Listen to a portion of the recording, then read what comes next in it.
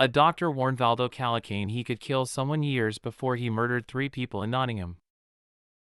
The warning was on file. The mental health team knew. And then they discharged him anyway, unmedicated, unmanaged, with no record of where he'd gone. When police emailed that same doctor in 2020 asking if Calocane was mentally fit to be charged for assault, the response became what the inquiry called a get-out-of-jail-free card. He wasn't prosecuted.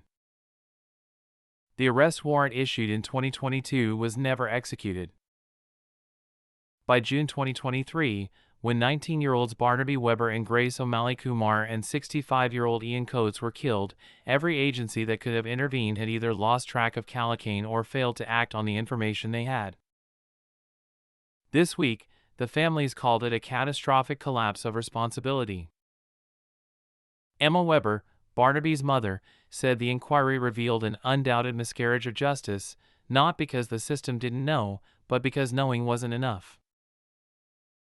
The people tasked with protecting the public were prevented from sharing what mattered, or when they did, the information was used to avoid action rather than trigger it. After the attacks, 11 NHS staff were sacked for illegally accessing the victims' medical records. The system failed to share information that could have saved lives, then breached confidentiality to satisfy curiosity.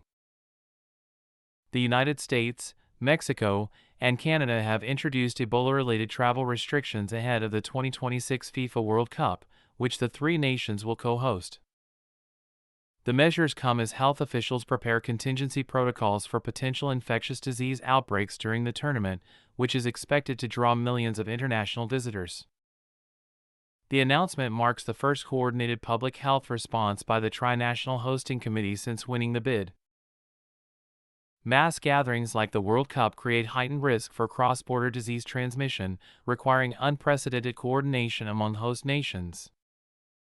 This proactive health security posture reflects lessons learned from COVID-19 and signals a new standard for mega-event pandemic preparedness in an era of persistent infectious disease threats.